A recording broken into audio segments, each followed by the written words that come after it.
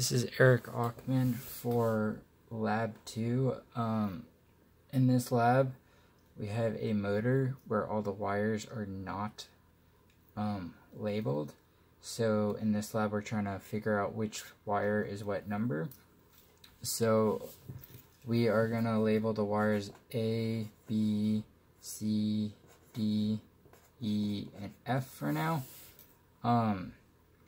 So first we're going to go through and check each wire for continuity, and 3 of the wires will all have continuity together, and then the other ones will be in pairs.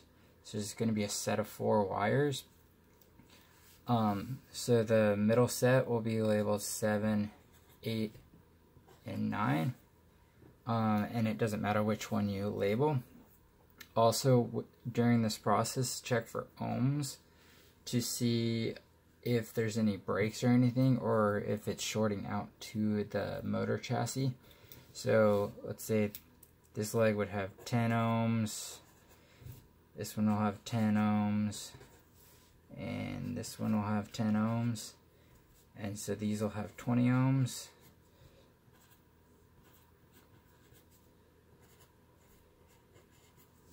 So we check to make sure all the wires are good. And each set's going to be labeled A, B, another set's going to be labeled C, D, and then another set's going to be labeled E, F. And so to check which one goes to which leg, we are going to first put power, AC current, to leg 7 and leg 8. And then we're going to get, let's say, a value of like 1.01, 1.01, and then let's say 0.03. All these numbers are just kind of arbitrary to show the example. So that's for power to 7 and 8. So now that we have that, we look for the low number. So we know that E and F goes to, let me finish labeling this. So 1, 2, 3, 4, 5, 6. So E and F go to 3 and 6. So then we have, let's say, 0.025, 1.01, 1.03. So now we know that if we have power to 8 and 9, so we have power to 8 and 9, we're looking for leg 7. So 1 and 4 is now A and B. So A and B is 2, 1, and 4. And then for the last one, so it's going to be 0.033, 1.12, 1.05. So now we know that the last leg, if we have power to 9 and 7, we're trying to find 5 and 2. So it's 5 and 2, and then that is for C and D.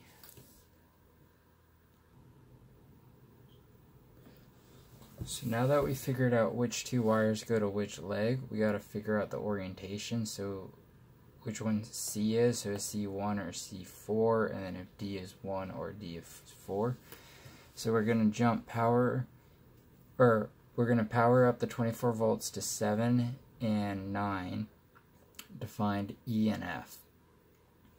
So we're going to find which one this is. So we're going to jump 9 to E. Let's say this is E for now. We're going to jump a wire, and then we're going to meter from F all the way to 7.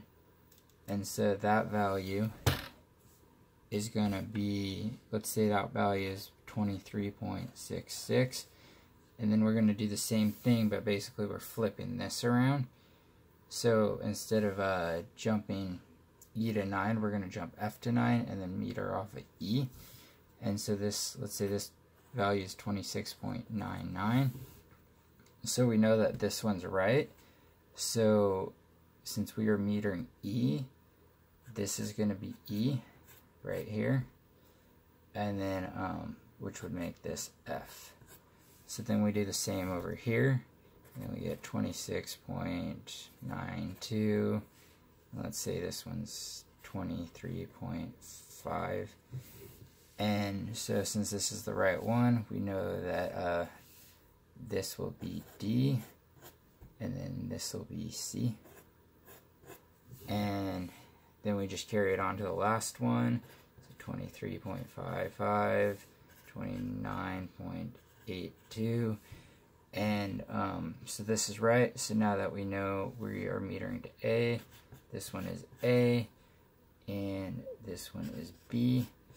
And that is how you configure a motor without labeled wires.